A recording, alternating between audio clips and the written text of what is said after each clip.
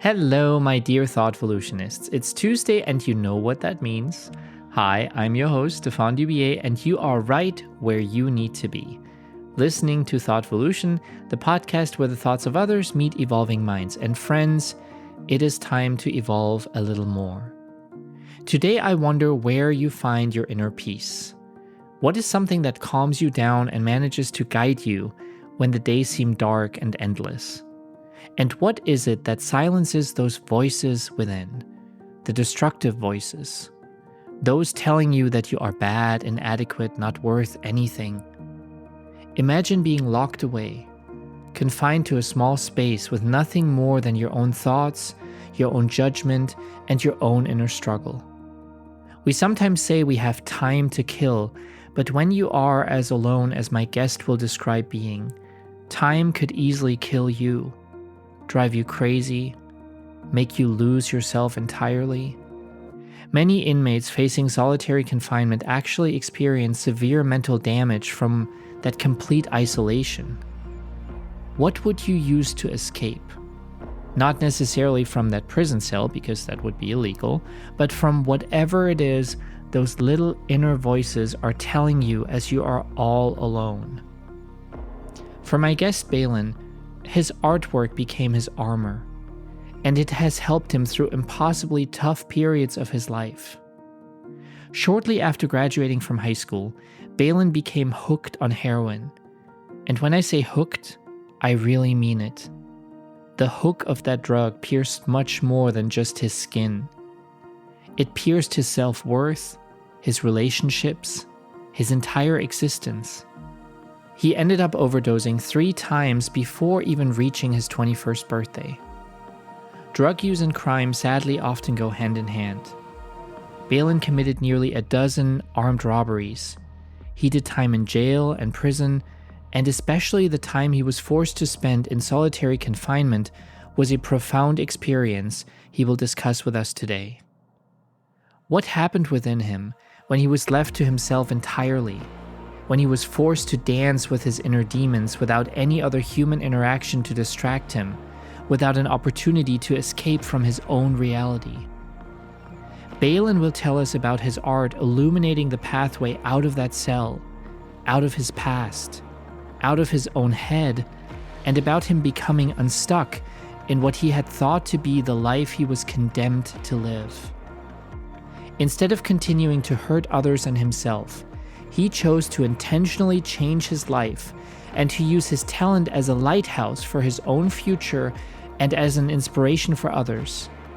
Friends, Baylen's story is one about redemption and self-forgiveness, but also about the power of finding your source of peace. For Baylen, that was art. For you, it may be volunteering, focusing on your family. It could be anything, really. So my goal today is for us to all find that peace within, whatever tool or aid it might take. I'm so grateful Baylen is here with us today, and I cannot wait for you all to hear his story. Trigger warning. This episode contains conversations about drug abuse, drug use, drug addiction, drug overdose, depression, mental illness, and armed robbery. If any of these subjects are a trigger to you, please prioritize your mental health and skip this episode. Baylen, I am so glad you are here. Prior to us taking a ride on the roller coaster your life happens to be, I would like for us to talk about the last few photos you took with your phone. That may seem a bit random, because it is, but can you tell us what they are and what you associate with them? So the last 3 pictures on my phone are from this morning, actually. I woke up, got ready, went out, and took the puppy, Obi. Took him out on a little hike, a new little hike in town, and just out in the little foothills outside of Los Alamos. Took some pictures with him, some of the views, and yeah, the views are nice, blue skies, it's gorgeous out, so yeah, I thought they came out nice. Now, I know you were just in Charlotte, North Carolina, not that far from here, visiting family. You have lived in several different places throughout your life. Where do you feel most at home nowadays, and why is that? So I feel most at home these days, just honestly wherever family is right now. Right now, I'm living in Los Alamos here in New Mexico. My mom and stepdad are here. I love living here. This is a dream come true. I have my own space here. I'm starting to put out roots. I'm starting to meet people here in this town and the surrounding areas. So I feel like this is my home now. But yeah, I've lived in multiple or several areas, I should say. And right now this is definitely home. Let's jump into a time capsule and float back to your childhood. What was life like for you growing up? Life growing up for me was ideal. I had everything I could ever ask for. I had a great family. My parents were awesome. My sister was great. She's 5 years younger than me. We had a great household growing up on North Shore on the California side of Lake Tahoe. So growing up, we had everything we wanted. Our both my parents were teachers, so we weren't like wealthy, but you know we had everything we wanted at Christmas. We'd go and visit family. We'd travel. Summertime we'd travel. We'd go camping. We'd drive. All over California, all over the country. Really, we had a great home growing up. That's all I can think of. Do you perhaps have a favorite childhood memory, a favorite toy, something that when you think about your childhood, you kind of tend to fall back on? So one of my favorite childhood memories was just spending time with family, really, and just doing things together, just all over. I remember specifically summer times, just in the forest, in the mountains, going to the lake, even making trips down to the ocean. They were great. Just being together with everybody, in the car, going on those road trips, getting the tent out, starting a campfire somewhere. It was great hiking around. It was great spending time, with my sister. Like we always like teased each other, but we love each other. We had a great family growing up. Dad took care of us, mom took care of us. Actually, dad worked most of the summer times in the national parks just to make sure we could make ends meet. So yeah, it was good. I feel like I was happy. I was a happy kid, really, growing up. Sounds like your childhood set you up for success. However, you had told me that your struggles with heroin began shortly after high school. What led to that? And without wanting to trigger you, of course, can you still remember that very first time you used your drug of choice?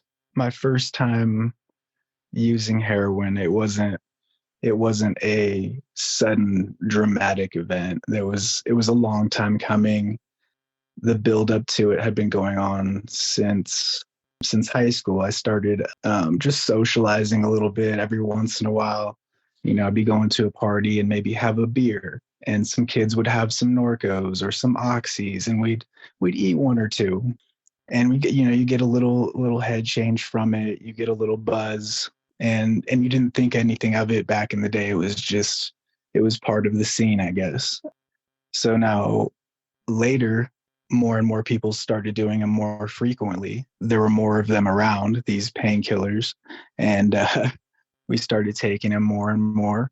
And around this time, they started to become very in demand, more expensive, hard to find. So one of my friends says, "Hey, I know a cheaper way to get this same high, because you don't want to not be high, because you start feeling unwell, you start feeling sick and having withdrawals and having some slight detox symptoms." So I said, "Sure, let's try this." And he brings back some black tar heroin. Me and my girlfriend and we both look at each other, and we start doing it. We're just smoking it at first.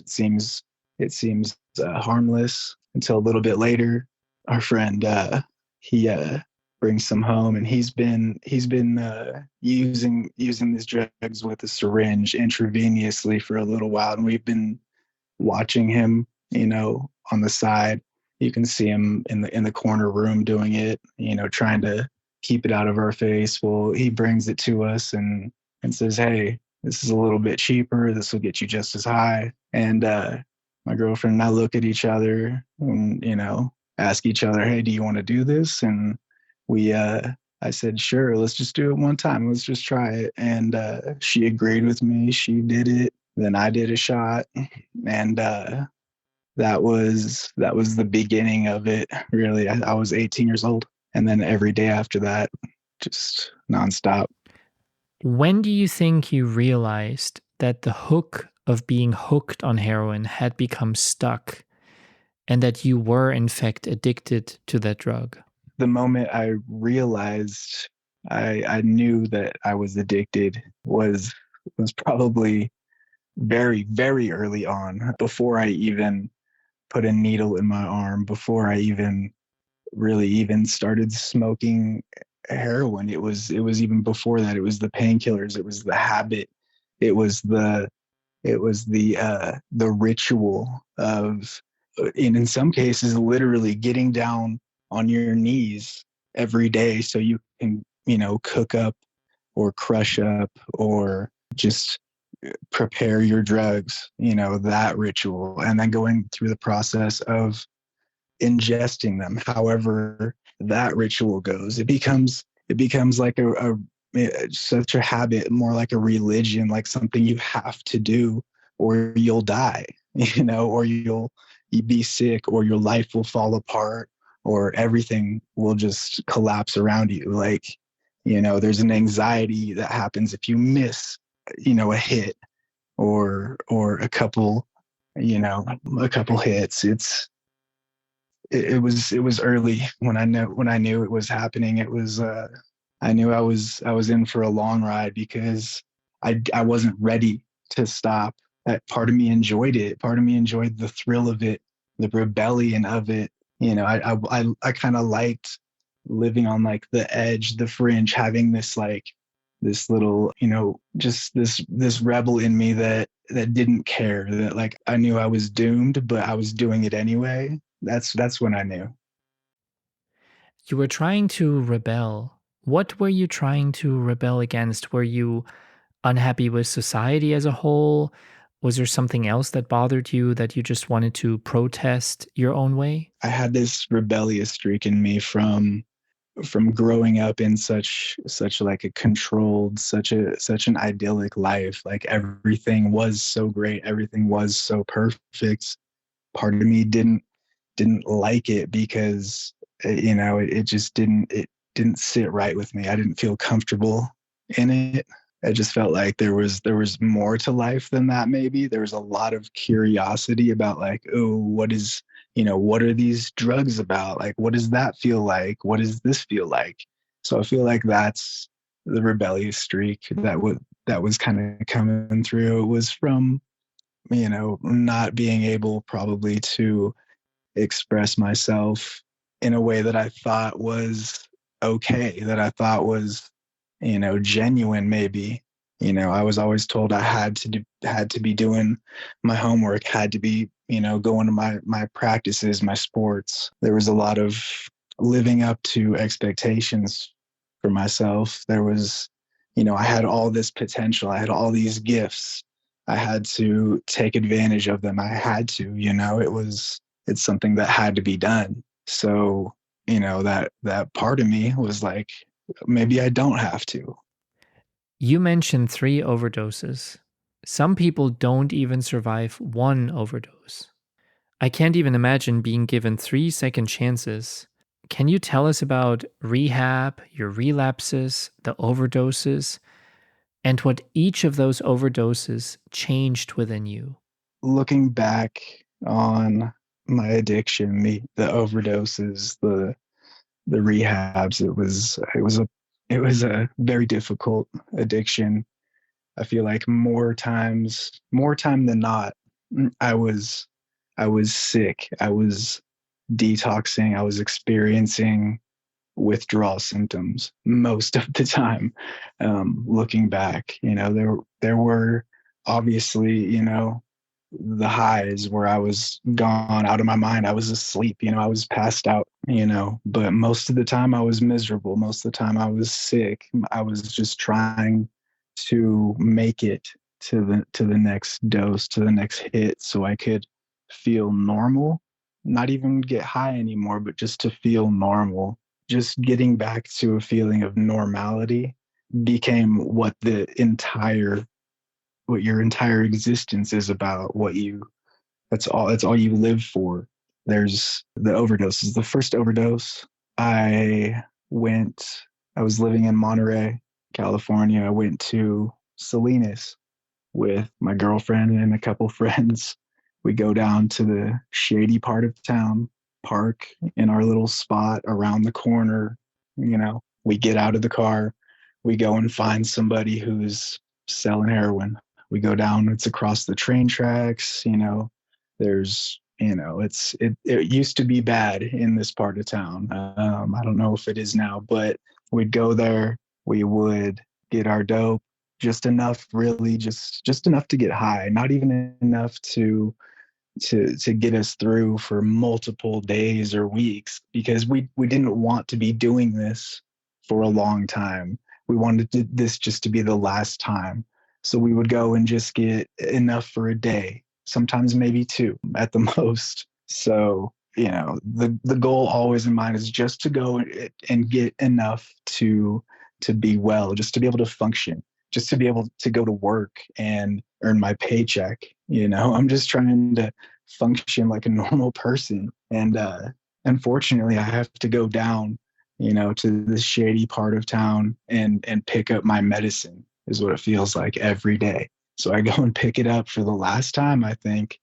And it's from this new person I've never seen before. So, in some of the literature, some of the harm reduction guides that they give to addicts, they say, make sure you test your new dope.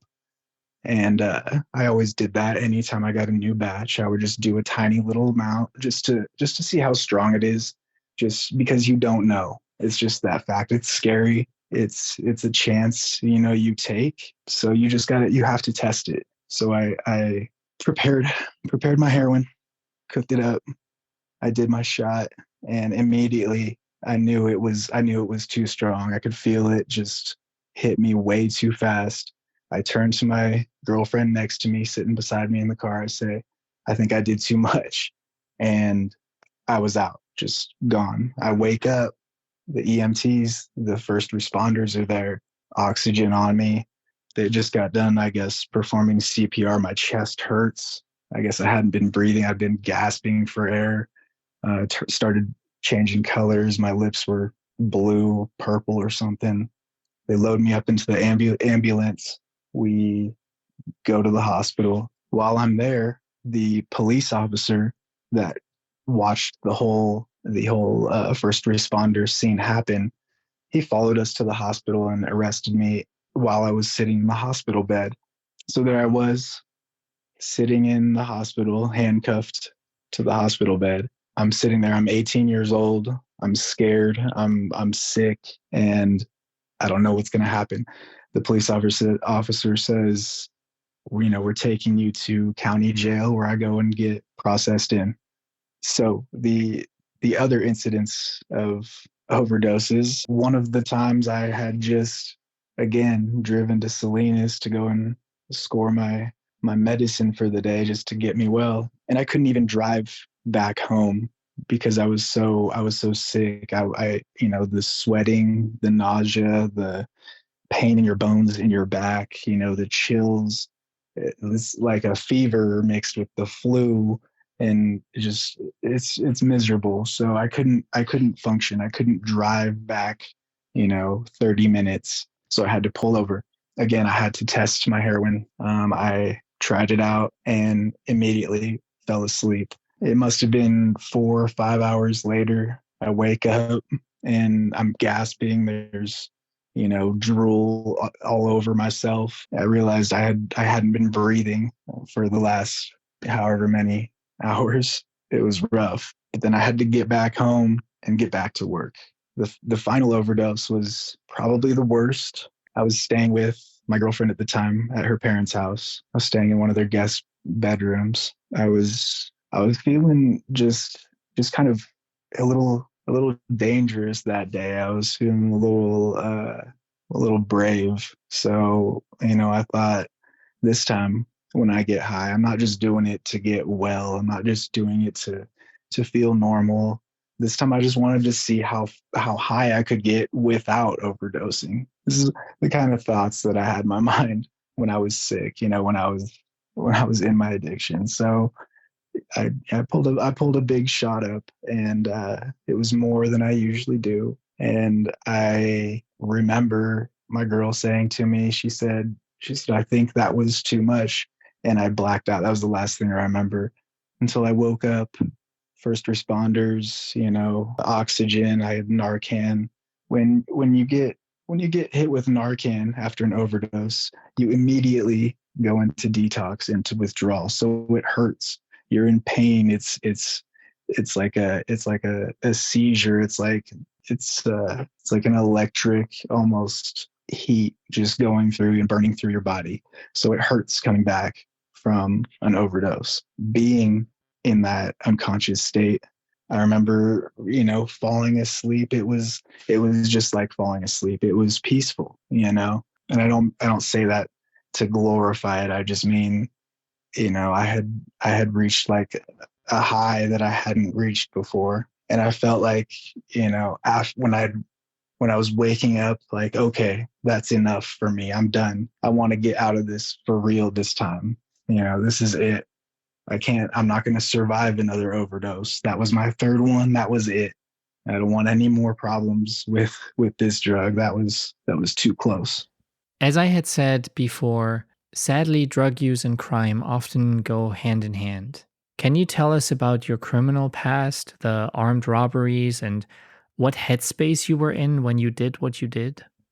My criminal past began, when I was 18, waking up from the overdoses and having to do jail time. From that point on, I was always on probation, always under supervision. I was having to go check in and see my parole officer, probation officer, having to drug test for them, having to attend rehabs or inpatient, outpatient counseling, this and that. You have to jump through a lot of hoops, paying fines. There's a lot you have to do. There was a long stretch where I gave it 110%. I would told myself, I'm going to do this. I'm going to get off of probation, put it behind me, get it off my record. And I wasn't finished with my addiction. You could say I was still in recovery. I relapsed. I tested dirty. I would do, a few days in jail as punishment, or, probation would punish me in one way or another. So I would rebel. It was like a cat and mouse game, just going back and forth, trying to work a job while still going to, hours and hours of meetings every week, as well as, all these other mandated activities. It gets tiring. I got tired. And then the relapses kept happening. I couldn't quit. I couldn't get clean for long enough. So, I kept having to extend my probation time. It kept being extended over and over, longer and longer. So there was no end in sight. I felt like when I was, 20, 21, 22, I was basically just trying to survive by just, not getting caught. I was just trying not to get arrested by my PO, trying not to get pulled over in any instance. Now, the first time I went to prison was in California. I was 20 years old, and my probation had been revoked so many times. The court system finally said enough is enough. We're going to send you to prison for 2 years. They let me out with, a half-time, good time. So I got out after a year. When I got out, I moved down to New Mexico briefly, and then moved up to Portland with the girl that I had met. we moved to Portland. I was working up there for a while. I was working at doing hardwood flooring, some construction. The entire time I was living there, I was doing heroin. I was on Suboxone, methadone. I was just doing all kinds of opiates. This girl and I had met through a mutual friend that was into drugs. So that was all that we had in common, really. We were using every day. It was heroin. It was a little bit of cocaine. We were shooting it up every day. It was getting really expensive. Eventually, I got fed up with my job doing hardwood floors, and I quit. I broke up with my girlfriend. We split up. At this point, I'm going through some pretty heavy withdrawals, some detoxes, pretty bad. I'm shaking, sweating, can't see, can't think. The pain is bad. I'm sitting there and I look across the street at a Shell gas station. I see the attendant go into the bathroom and I think, man, I can just run over here, open the register, grab the money. And that's exactly what I did. I ran across the street, ran in there, opened the register, and he came out of the bathroom. He looked at me. He said, "Hey, what are you doing?" I said, "Back the fuck up or I'm gonna shoot you."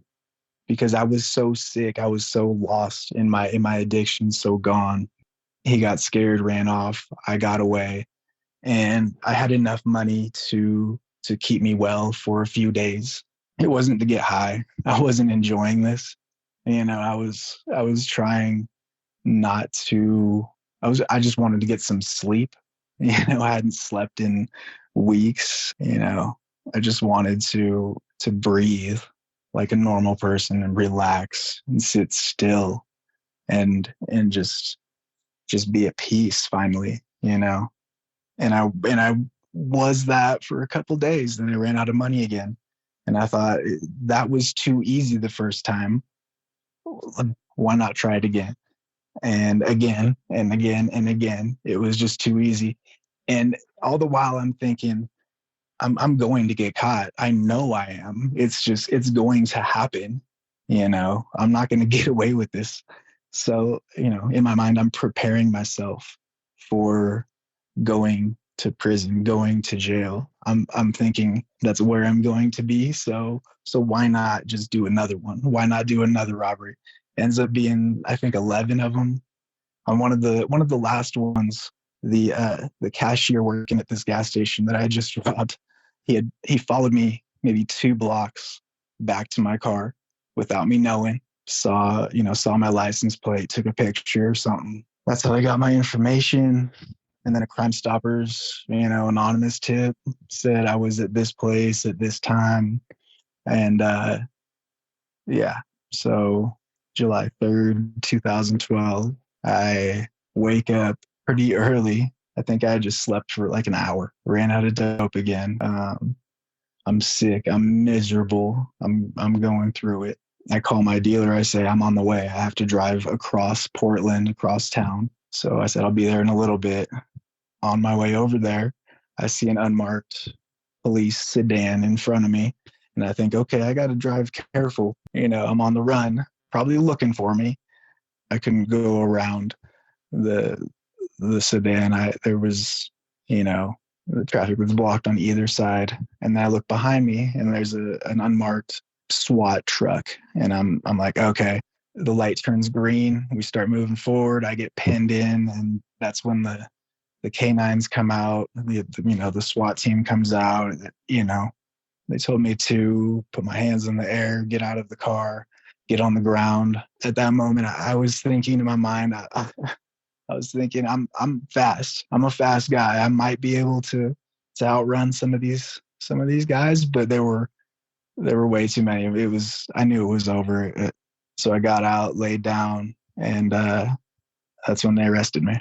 I know your life has changed greatly since, and we will talk about prison and solitary confinement and the moment you decided to turn a brand new page in a little while. Have you since asked the people you hurt in your past for forgiveness? And have you truly and fully forgiven yourself yet? So looking at my past and all the destruction that came with it, I was there were many people that I came in contact with, that I had relationships with, that was friends with and got to know, and they're excellent people, so many people, and I hurt them, either by stealing from them, lying to them, or just anything that I may have done before. Like, since then, yes, I've reached out to many individuals and asked for forgiveness, and I have to make amends with them every day. It's a daily process for me. It's a routine I have to go through and check myself on, is forgiving myself for being just for making such poor decisions, that making decisions that I knew were bad, but did them anyway, making decisions that I didn't want to do, but I had to. I felt like, there's no excuses for anything, but it's hard forgiving yourself. I feel like that's probably the hardest. It's easy to go up and ask someone, I feel like, but there's a lot of people that I wish I could go back and say, from the bottom of my heart, I'm very, very sorry. Like, the things I did were inexcusable, and I apologize. Take us back with you to prison. What was life like for you, and who did you have to rely on while you were behind bars? You did time in California and Oregon. Were those experiences different? My time in prison was tough. There were some very, very difficult times. My first time in California was very brief. I ended up only doing a year. I knew a lot of the people I was in there with. It felt kind of, when I first walked in, it was terrifying. After a while, you start meeting people and talking about stuff, and you start actually having fun. I actually had fun in California prison, which sounds insane, but even the time in segregation down there, we were fishing, we were pulling a string underneath our doors so we could, like, smoke weed in there. Everybody was getting high. We were, like, partying the entire time, fights every day. So that part of it was scary. There was a couple riots in there where it was probably like 100 or so people, and we had weapons, all sorts of stuff. I got, you know hit my face a couple times. I was, lip busted open, and there were times when I, like, would black out from being hit so hard. So many times. I can't even remember, can't even keep count. But then after that, our homeboys, our friends, the guys that we were, that we had things in common with, we would help each other up and make fun of each other, and dust each other off afterward. It was like a coming of age, like almost like a process of growing up. So I didn't learn anything. I didn't learn a lesson in there. I didn't get anything out of that. I learned how to become a better criminal in California when I was younger. And in the prison down there, it wasn't good. They're not rehabilitating people in prison in California. You have very few opportunities to better yourself, to get into a program, and to get, like, a license or a certification. They do have those programs, but the prison population is just way too large to be able to rehabilitate with the amount of money that they're putting into programs right now. As far as building construction technology, HVAC, plumbing, electricians, these are all certifications that people should be getting all the time in there. But with the politics in there, with the fighting, with the general culture of not giving a fuck, of saying, like, oh, I'm in California prison now, I'm a gangster, I made it, I'm hard. It's ridiculous. It's backwards. It's disgusting. But and it's only getting worse, really. Now, fast forward to my time in Oregon. Now, I did a lot more time up there, so I got to know that system a little better. I was in only in 3 California prisons. I was in 4 Oregon prisons, so I can only speak to what happened in those places. So while I was in Oregon, things were much different. The things that were the same were the facilities, the officers, the administration. Those kind of things are generally the same. Okay, everything's controlled, everything's monitored. You're not getting away with anything. Everything is under a camera. And in Oregon, the politics up there are more laid back. And when I say politics, I mean the self-imposed guidelines for the inmates themselves. Okay, politics are different, so it's less about the California culture of like partying and fighting and committing more crime. In Oregon, it's a little more structured. It's a little more rehabilitative, actually. They have a few more programs. They have more opportunities for people to turn their life around if they apply themselves. One of the first things you do when you get there is go to your cell, you meet your cellie, you get into a work program. You can get into, usually it's the kitchen, the cafeteria, the dining room to start out, or you're an orderly, like a janitor on the unit. These are the beginning jobs that you get. And these jobs pay very little. I'm talking about like max is like $30 a month. Okay. And most of these guys don't have family or a support system. I was very, very fortunate to have my family who most of them were with me the entire time. They wrote me letters. I was able to call them on the phone anytime. I got visits every once in a while, come and see me. So I was very fortunate to have letters coming in. I had mail. These are things that you can't take for granted in there, because most people don't have a support system like that. So they resort to just hustling or committing minor crime in prison just to be able to make ends meet, to be able to feed themselves a little bit, clothe themselves with some decent shoes, some shirts. Oregon prison was okay. All prison is horrible. Let me just set that straight. Let me just set that in stone. It is horrible. It is devastating. I wouldn't wish it upon my worst enemy. It's a place no one wants to be. Oregon was just a little bit less so. You told me that the time alone in solitary confinement was a life-changing experience for you. Can you explain that to us? What did you learn, and how did you keep yourself from, quote unquote, going crazy? My time in solitary and confinement in prison was life-changing. I guess that's the one word we can put on it.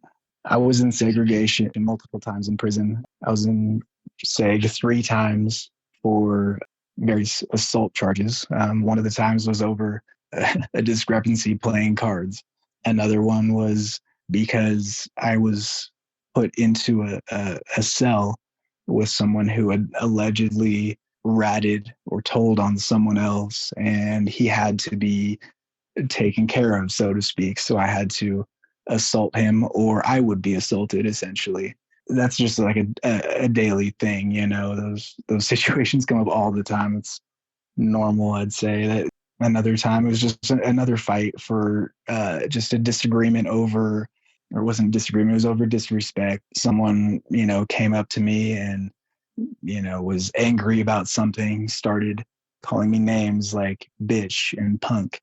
And those are no words in prison. You don't say those words to somebody. You don't say those words to their face and not expect problems. So if you don't fight them for calling you a bitch or a punk, then you essentially get labeled a bitch or a punk in prison, and your time from then on would become absolutely miserable. You become a pariah, an outcast. Nobody would help you with anything, give you anything. Nobody would have your back if it came to a physical altercation.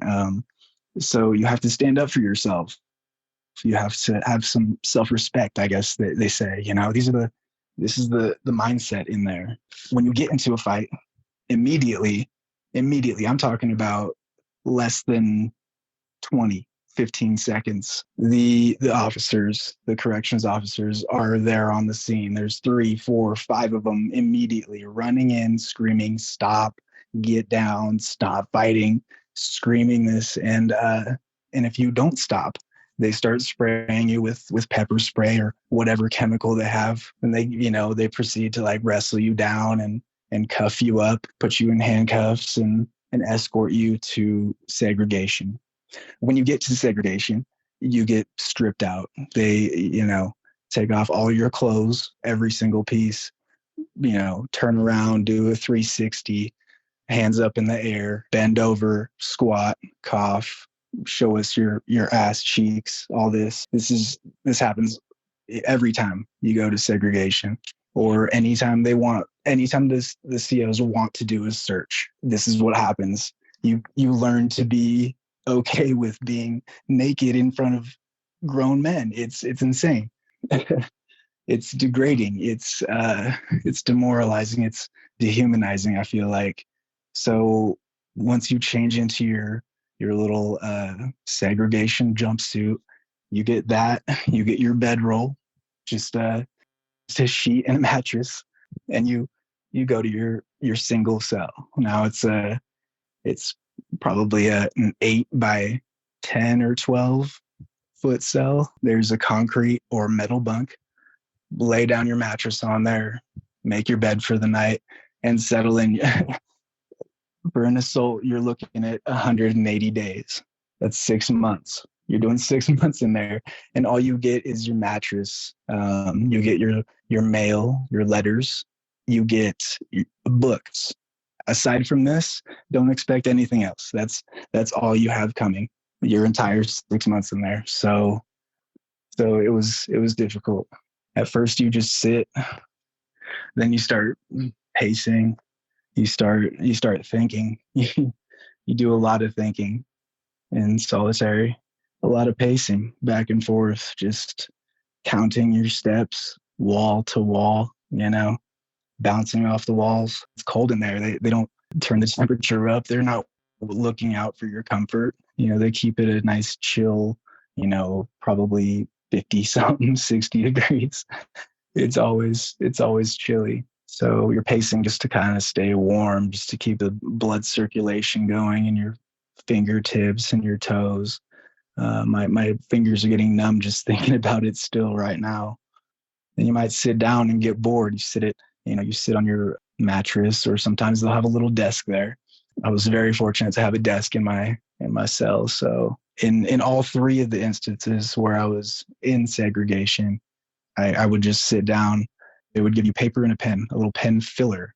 Not even the entire pen, just the inside that holds the ink and the little ballpoint. That's all you get. You can fashion yourself, a real pen by rolling up real paper and, sticking it together and everything. Your imagination starts wandering. You start thinking of all the different things you could do in this small confined space just to pass your time, because some people work out. Some people do push-ups, sit-ups, squats all day. That's all they do all day. I did so many push-ups. My shoulders started hurting, my back, everything. Burpees, the burpee routines were insane in there. We would get, up to 10, 20 people yelling out their doors down the tier, doing their workouts together.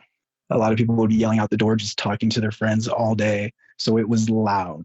It was cold. It was loud. It was lonely. In fact, I got a journal. I started journaling in there, and I wrote down. I started journaling every day just to keep my mind fresh, just to not lose my sanity. And I wrote this on Thursday, May 1st, 2014, in Disciplinary Segregation Unit 13 up in Oregon. Wrote at 8 p.m. I wrote, "This place is wearing down on me. the noise, the yelling, shouting, slamming, pounding, laughing, shit talking, it's all making me physically tired. My bones and joints ache. Mentally, I'm struggling to maintain a grasp on reality, goals, perspective, and straining to uphold my being, my identity. The scaffolding is collapsing. It's out of my hands now. The only thing keeping me afloat now is God. So, I open my Bible all the time. That was where I found some hope, some inspiration. And I would sit with my pen and my paper and I would write and I would draw. And I started drawing and my imagination would just take me out of there. So I started drawing. And very soon after that, like within a few weeks of drawing every day, I had pages and pages of, drawings. And I said, this is what I'm going to do for the rest of my time to make it easier for myself. I'm going to work with my hands. I'm going to make something. I'm going to create. I'm not destroying anymore. I'm going to somehow give back. I'm going to turn this around. I'm going to use this time, this endless time, a year and a half in segregation is nothing but time. So I, you know, I picked up the pen and I started drawing. It was my escape. It was my therapy. It was my way to communicate with people. My family, I'd send them cards, birthday gifts, wedding gifts, all sorts of stuff, for friends, family. People in there started noticing. So they would request cards for their, wives on the streets so it just became a daily thing. And I just been doing it daily ever since. It's the only thing that kept me sane, I think, between the letters from family and my Bible and drawing. That's how I made it through there, I believe. I spoke earlier about inner peace and comfort. It may seem impossible for some of our listeners to even imagine that prison of all places could open one's eyes to that. What are your thoughts? I believe I I found my inner peace in that place in segregation when when I was so cut off, so isolated, literally isolated from everything. I had absolutely nothing but myself. Like I had to look at myself and even deeper than that, I had to look deeper into myself. I I couldn't keep doing this. I couldn't keep going to prison and segregation. Like it was it was taking its toll on me. I felt like I was dying. So then when I sit and I start drawing, I start writing, I get into my zone. It's like a meditation. I escape for a bit.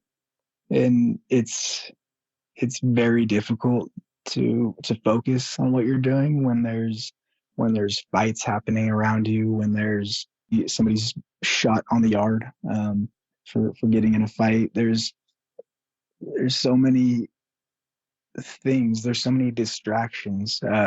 Somebody's bullying or somebody's talking shit. You have the choice, I think, to you have the choice of how you're going to react to anything that happens to you. So, when I'm sitting there, I'm thinking, how am I going to react to this? How am I going to use this time to better myself? And it just had to happen that way. I feel like I don't even know. Tell us about your artwork and what your intentions are behind the art you now create. So when I'm drawing, I'm looking for something outside of the ordinary, outside of what we have going on in our everyday lives. I'm trying to add to that by adding beauty. I'm trying to just try to make my life a little bit better, I guess, more pleasing to look at. I enjoy flowers. I enjoy nature. There's something beautiful about God's creation and just the universe, everything. So I like to combine that with the beauty you can find in someone, in a person. there's a lot of parallels between, rebirth and growth and springtime, the seasons, and someone's life. There's a lot of parallels. We are part of nature, so I'm always drawing that. I'm always referring to that when I'm drawing, and I generally try to illustrate themes of hope and a little bit of just a little bit of positivity. I'm just trying to make things a little bit better, not just for me, but for anybody else that's looking at it. If they can connect to it, that's amazing. That's wonderful. I hope my drawings heal. I hope, they heal me. So I feel like they have to heal someone else, and I want everybody to see them. I want to share that because it's part of my story. And, yeah, I care for other people. So spending so much of my life in addiction and crime, it was too much negativity for me. It was beginning to get almost suicidal. Like I was on a suicide mission. So drawing essentially saved me from that. It gives me hope. It's like, okay, I have something to build tomorrow. I'm building this skill. I'm growing. I'm not dying anymore. I OD'd 3 times. Like I'm trying not to do that. I'm trying to do the opposite now. I'm trying to live 3 times, If I gave you a pencil with an eraser on it to use for your own life, is there anything you would change and rewrite? And if so, what would that be? If you were to give me an eraser, I'm not sure that I would go back and change much about my past. There are many things, many horrible, bad decisions where I should have made a different decision, but I didn't. And I subsequently learned from that. I feel like I grew from that. Unfortunately, people were hurt in the process.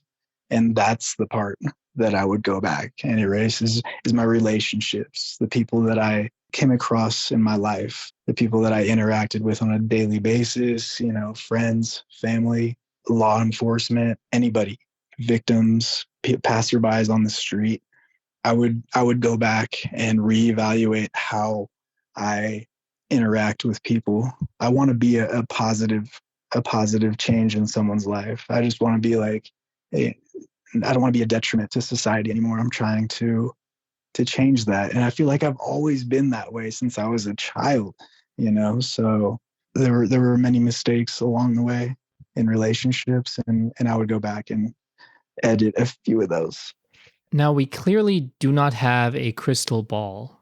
Neither you nor I can predict the future, but where do you hope for your own journey to continue? I would hope my journey continues in this direction I'm going now. I'm an artist, I feel like I am that in my heart. That's my passion. That's what I live for, That's what brings me peace, and it keeps me sober, and it helps me give back to others. So I would say, I'm trying to build in that direction. I'd like to help people coming out of prison. I'd like to help recovering addicts. If I could get a nonprofit started, I'd love that. But right now, this is really, really difficult. What I'm doing right now, coming out of prison after 10 years, and I have everything I need right now. I'm taken care of. I have work. I have a place to live. I have a roof over my head. I have food. I'm okay. There's millions of people walking out of prison that don't have this, and if it's this difficult for me to re-assimilate back into society, if it's this difficult for me and I have all of this, I have all these tools, I can only imagine how difficult it is for the people that don't have these tools, and there's too many of them, and I'd like to change that. I just talked to one of my friends yesterday actually, and he just got out recently, I'd say in the last month or so, and he's up in the Portland metro area. He doesn't have the resources. He's homeless right now, he's struggling to stay clean because he's so stressed out about where he's going to live. He didn't have the opportunity in prison to get his license or certification or anything. That opportunity was never afforded to him while he was in prison. So now while he's out, he's struggling, and I feel that struggle, and I'm just trying to survive, honestly. And the only way I know how to survive, the way I learned how to survive was when I was in segregation. And the way I survived was by drawing every day. That's how I get through my days. So I'm just going to keep doing that, working and trying to be a positive influence. Baylen, first of all, thank you so very much for this interview, for this conversation. I really appreciate your openness and your courage to talk to me today. Now, if people would love to learn more about you and your art, how can they get in touch with you? If someone wants to get in touch with me, I tell them absolutely feel free to reach out. I always welcome questions. I love, talking to people about recovery and prison, reform, everything. So, I'm always available on Instagram, Baylen Parada, or on Facebook, Baylen Parada Art, or you could email me, baylenspiece@gmail.com, or you can see all my artwork on there too. Wow, thoughtvolutionists. I am speechless, and that is saying something. What a captivating conversation. It took Baylen 3 overdoses and countless hours in segregation to find his inner peace, and to now, finally, after everything he had to experience, have the will to live with the intensity of 3 lives, and to, in a way, make up for what he missed. Human resilience is such a wonderful and beautiful thing to witness. If you are still stuck in a life of drugs or crime or uncertainty, I want you to know something. You are more. You are more than your addiction, than your pain, than your struggles, your fears or worries. We all have potential. We all have beauty and value and importance that we can contribute to this world in our own ways. I wish you well, and I hope that you will discover your own peace, as it is only when we find that true inner peace that we are able to turn destruction into creation, that we find the substance needed to rebuild ourselves. So, as long as you breathe, you have the ability to tap into your own potential. Sometimes it's about finding the gateway to peace, and that could be anything. Remind yourself of your self-worth, your abilities, and your indestructible strengths. Baylen ended up finding his peace in the creation of art. For you, it could be anything that sparks joy, that calms you down, that allows you to just be you, without the need of drugs, stimulation, or sensation. Just be, without judgment, hurt, or the need to convince anybody of anything. I urge you to take a peek at Baylen's art. He is super talented, and each piece he creates tells its own unique story. To take a look at his work, please check out the show notes and visit his website, baylenspiece.com. That is BAYLENSPEACE.com. If you have questions for Baylen, any of our other guests, or yours truly, please visit our website, thoughtvolutionpodcast.com. That is thoughtvolutionpodcast.com, or call us at 864-501-5033. That's 864-501-5033. I cannot wait to hear from you, and perhaps you even find time to fill out the intake form on our website and to take the first step towards becoming a guest yourself. Of course, I would also love for you to check out our merch store on our website to get yourself some of the kindest and coolest Thoughtvolution swag. That's thoughtvolutionpodcast.com for you.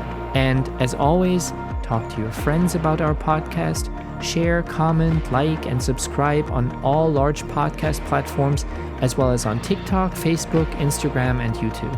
You have no idea how much your contribution matters and what a difference it can make in my life and the lives of our amazing guests. My message for you today is to please start loving yourself more. The only person you will spend the entirety of your life with, every single moment of it, is you. And that is powerful because it also means that the opinions of others really don't mean that much after all. I love you lotsies, and I cannot wait to talk to you again next week. Have some peaceful and serene days, and while you do that, always be kind to each other.